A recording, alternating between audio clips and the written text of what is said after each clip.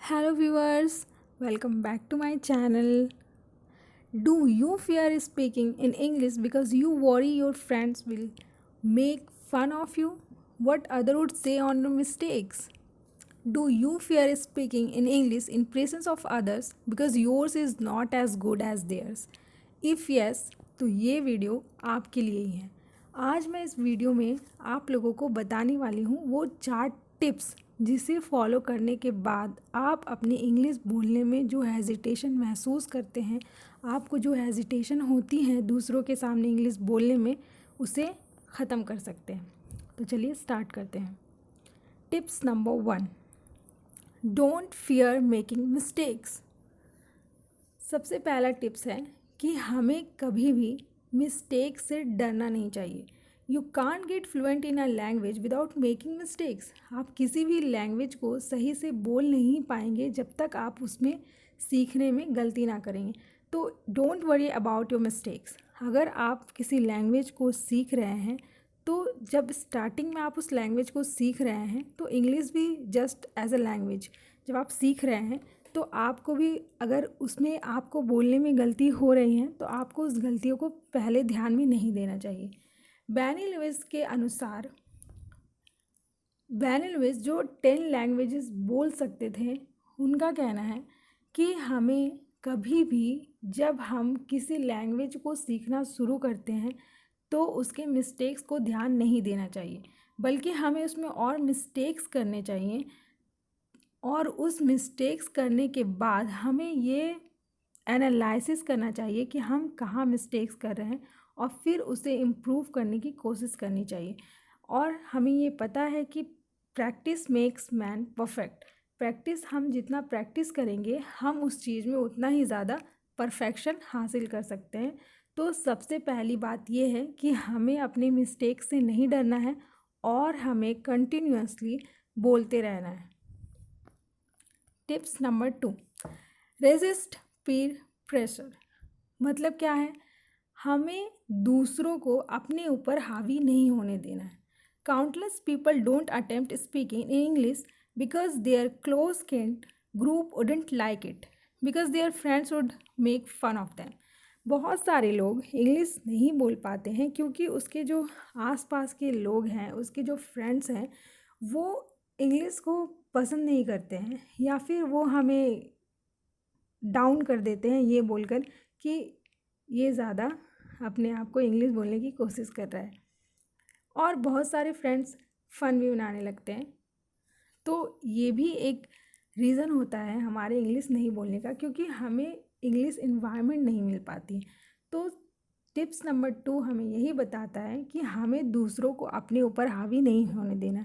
जब हम लोगों ने एक बार ठान ली है कि हम लोगों को इंग्लिश बोलनी है तो बस बोलनी है। Tips number 3, motivate yourself. Fluency in English has a strong correlation with professional success.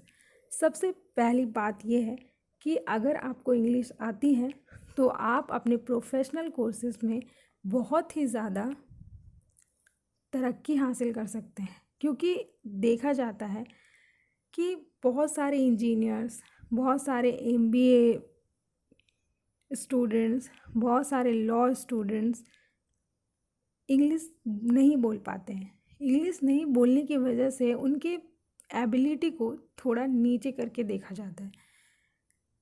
तो यही है कि अगर आप इंग्लिश बोलेंगे, आप देखते हैं जब भी कोई फ्लुएंट इंग्लिश बोलता है तो आप उस इंटरव्यू में अगर इंग्लिश बोलते हैं तो इंटरव्यूअर के सामने आपका अच्छा इम्प्रेशन पड़ता है उसके ऊपर। तो जब हम देखते हैं कि जो इंग्लिश आज के इस दौर में जो इंग्लिश बोलने वाले लोग हैं उसे बहुत ही ज़्यादा प्रेफरेंस दिया जाता है, उसे प्रायोरिटी दी जाती है। सारी कंपनी ये चाहती है कि हमारे पास जो एम्प्लॉय आए, हमारे पास जो वर्कर आए, वो उनकी कम्युनिकेशन स्किल अच्छी हो इंग्लिश में।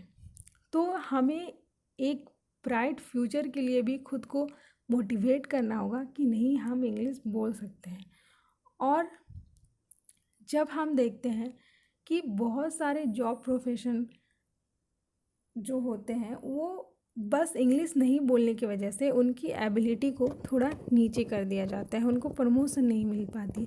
तो आप ये सब माइंडसेट बनाकर कि इंग्लिश बोलना प्रमोशन के लिए भी ज़्यादा अच्छा है और सोसाइटी में अपने आप को अच्छा दिखाने के लिए, अपने इम्प्रेशन को बढ़ाने के लिए, तो आप इन सब चीज़ों को पॉइंट बना के अपने आप को मोटिवेट कर सकते हैं। Tips number 4 and this is the last tips. Everyone has a potential to speak fluent English.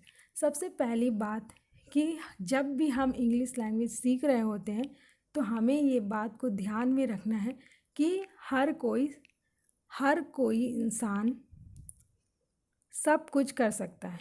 अगर कोई टेनिस प्लेयर है तो वो टेनिस खेल सकता है, तो प्रैक्टिस करके आप भी टेनिस खेल सकते हैं। अगर कोई इंसान यूपीएससी क्लियर कर सकता है तो आप भी उतना मेहनत करने के बाद यूपीएससी क्लियर कर सकते हैं। और अगर कोई इंसान इंग्लिश बोल रहा है तो आप भी मेहनत करके इंग्लिश बोल सकते हैं। तो सबकी अपनी अपनी पोटेंशियलिटी होती है, जिससे आपको अपने आप को मोटिवेट करना है और आपको अपने आप को ये बताना है कि आप सब कुछ कर सकते हैं। और जितना ज़्यादा हो सके आप इंग्लिश में बोलने की कोशिश कीजिए।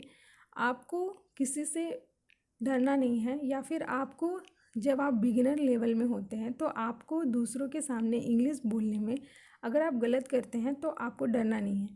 आपको अपने आप को ये बताना है और आपको ये समझना है कि मैंने चाह लिया है तो मैं इंग्लिश बोलकर ही रहूँगा या रहूँगी। सो ये 4 टिप्स हैं जिसे फॉलो करने के बाद आप अपनी इंग्लिश कम्युनिकेशन स्किल को इम्प्रूव कर सकते हैं। और आप इस टिप्स को फॉलो करने के बाद खुद ही देखेंगे कि आपके इंग्लिश स्पीकिंग में इम्प्रूवमेंट आ रही है। तो ये 4 टिप्स थी जो मैंने आप लोगों के साथ शेयर की हैं। अगर आपने अभी तक मेरे चैनल को सब्सक्राइब और लाइक नहीं किया है तो मेरे चैनल को सब्सक्राइब कीजिए ताकि मेरे आने वाली अपकमिंग वीडियो आप तक पहुंचती रहे। Thank you.